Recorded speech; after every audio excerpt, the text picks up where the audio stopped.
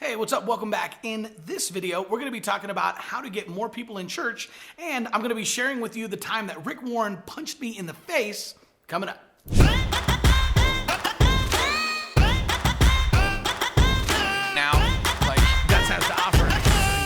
Hey, what's up, guys? Welcome back. If we're just meeting for the first time, what's up? My name's Chris Abbott, but all my friends just call me Abbo. And in this video, we're going to be sharing with you 10 ways to attract new visitors and get more people in church. Okay, so 7 years ago, Rick Warren punched me in the face. All right, this is a crazy story, but I was actually at a church conference in Tulsa, Oklahoma. There were tons of people, sold out, right? Obviously pre-pandemic when you could still have fun and lots of people, and huge congregation, and there was a ton of skinny jeans and $200 sneakers, and everybody was dressed to the nines, and everything was really, really cool, right? A lot of lights and smoke. Worship was off the hook. It was incredible, right? And so speaker after speaker came out, and I'm telling you, just killed it. Right? They were awesome. I mean, a bunch of pastors from big name churches and stuff, and one after another, they were bringing it, right? So finally, it was time for Rick Warren to come out, right? So I'd never heard Pastor Rick speak, and he came out and he took the stage while everybody else is in, skinny jeans and like designer shirts, right? $200 sneakers.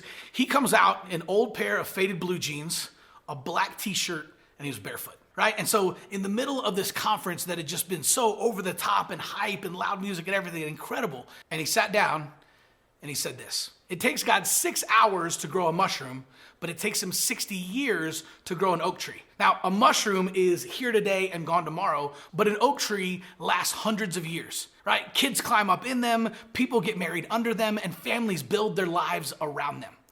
Do you want your church to be a mushroom or an oak tree? So my question for you is, do you want your church to be a mushroom or an oak tree?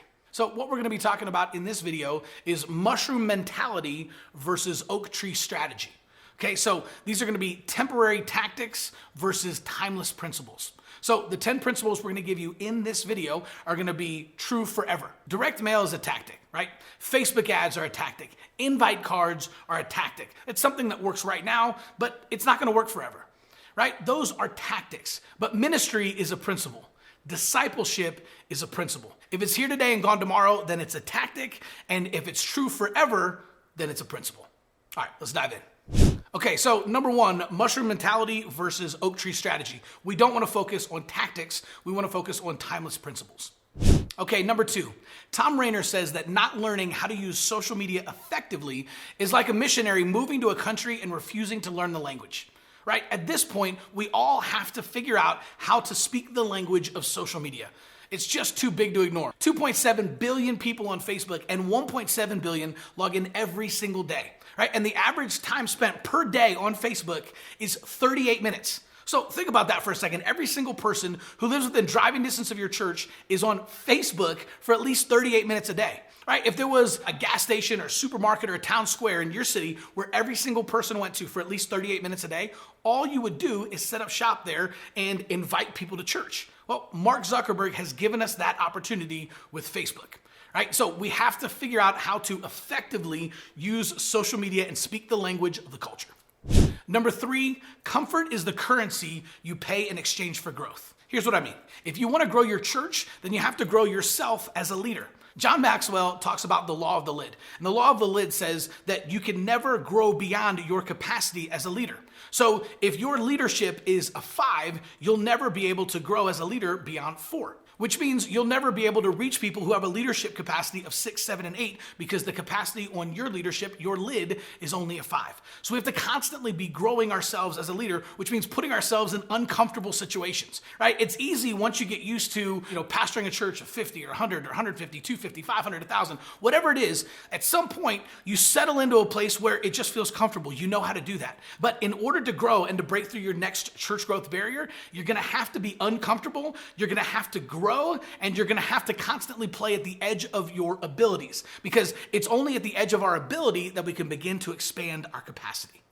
Number 4, people don't care that your dog died. They care that their dog died. Right? And so at the end of the day, people are inherently selfish. And this isn't a bad thing. We're all this way, right? When was the last time you looked at a picture that had you in it and you didn't look at yourself first? Everybody does that, right? You look to see if you look good, if your hair looked good, or if you had weird eyeballs. right? In the picture, that's it. Everybody does that. Well, it's the same thing. So whenever you are communicating anything about your church, whether it's on social media, your website, any type of an invite card, or even just inviting people to church, you don't want to talk about yourself. You don't want to talk about how long your church has been there or all the different things about your church, right? What you actually want to do is you want to talk about them. You want to put them as the hero of the story. Now, Donald Miller talks about this in his story brand framework, which is absolutely phenomenal. And it's basically this idea, right? You don't want to make yourself the hero of the story. You're not Luke Skywalker. You want to position them as Luke Skywalker, and you want to position yourself as the guide, your Yoda. So instead of talking about yourself, talk about them and present yourself as the guide. So an easy way to do this might be like, hey, have you ever wondered why bad things happen to good people? Well, show up this Sunday as we launch our brand new sermon series, Why Bad Things Happen to Good People, and we'll answer the question you've always wanted to know the answer to. We'll see you Sunday. Right? In that example, you're actually saying, hey, you're making them the hero of the story. Have you ever wondered this? And then you're positioning yourself as Yoda. You're the guide. Say, hey, come out this Sunday. We're actually going to answer this question for you, and we're going to walk you through why bad things happen to good people. Number 5, if you say more than one thing, you say nothing at all. Now, this is one that we're always guilty of from time to time, but whenever you are communicating something, you need to just be communicating to one person, right? So you never want to say, hey, we've got something for everyone, even if you believe that's true at your church, right? What you want to do instead is actually have different hooks and use different bait to attract different people, right? So instead of saying, we've got a phenomenal women's ministry and we've got a great kids ministry and you should see our new playground and you should check out this and our worship's amazing, just talk about one thing and invite people into that. That way, anyone who loves worship, just say, hey, do you have a heart for worship? Do you love great music? I'm telling you, we have some of the best music I've personally ever heard, and it's here every single Sunday. Why don't you come out and check it out? Right? So now you're just speaking to people who like music, right? Another message could be speaking to people who want to come to a marriage event or want to learn more about parenting, right? But don't try to throw all of those in there, because if you say more than one thing, you say nothing at all. So keep it to one thing and you'll attract a lot more people. All right, so before I get to my last 5 tips, if you're liking this video and you're digging some of this content, man, would you consider hitting the like button and maybe sharing this with another church leader or pastor that might find it helpful? Number 6, if you're serious about changing your city, you'll find a way. If you're not, you'll find an excuse. At the end of the day, you have to figure out what works for you, and you can't give up. My pastor always says, if we don't quit, we win. And so if you are constantly trying to play at the edge of your ability and growing yourself, you will find a way to reach your city and growing your church. But if you're not serious about that, you'll find an excuse. Number 7, if you want to take the island, you have to burn the boats. This quote's actually from Tony Robbins, but it referenced to Cortez when he first came to Mexico, right? So rumor has it that what he did was he ordered the ships burned as soon as they landed. So as all the troops are marching into battle, they look back and they see all of the boats on fire. Now imagine what type of a message this sends to your troops. There is no retreat. There is no way back. We have to move forward. We have to be victorious. As we continue to take new ground in ministry, reach new people, and grow ourselves as leaders, you have to burn your boats, right? Any type of retreat that you have to close it off. So the only way forward is to take new ground.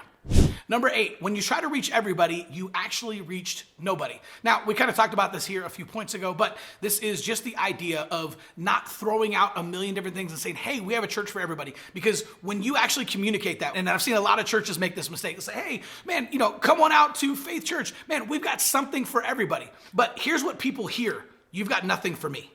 Right? Because if you have something for everybody, there's no such thing as a one-size-fits-all church. There's no such thing as a one-size-fits-all ministry. And people know that, right? People are smart. So when you say we've got something for everybody, people actually disqualify you and they write your church off because they think, but they don't have something for me, right? So instead of saying we have something for everybody, just talk about the things that you do have and don't try to reach everybody. Just go all in on your strengths and the people that you're really, really good at reaching. Number 9, fear of failure is overrated. So many times we're controlled by our fear of failure and it holds us back from taking risks. But here's the deal, life is risk, right? With every single decision that you have in ministry, you can either take a leap of faith and try it or a leap of doubt and do nothing. But take a look at the parable of the talents. Now, the first 2 guys actually invested their master's money, which was a huge risk. They actually could have lost their money. Imagine how embarrassing that would be to come back to the master and say, man, I invested your money, but I lost it. And so it was risky. But we find from scripture that the real risk was actually doing nothing. Right? The master didn't scold the people who took a risk and invested the money. He scolded the one who buried the money and didn't take any risk at all. And the same thing is true in our church. Fear of failure is overrated. The real risk is doing nothing. Finally, number 10, God is preparing you for what he has planned for you. Everything that you've gone through to grow your church to this point, in ministry, in your life, in your marriage, with your kids, and everything that you've been through, and he can use it to help you be able to minister and reach more people. So God is preparing you for what he has planned for you, and nothing is wasted. All right, thanks for watching this video. And if you found it valuable, I want to encourage you, hit the subscribe button. We've got new videos absolutely every single day, brand new, fresh content designed to be insanely practical and to be able to help you reach more people and grow your church. So hit that subscribe button and hit the bell so you get notifications whenever we drop new, fresh videos. See you soon.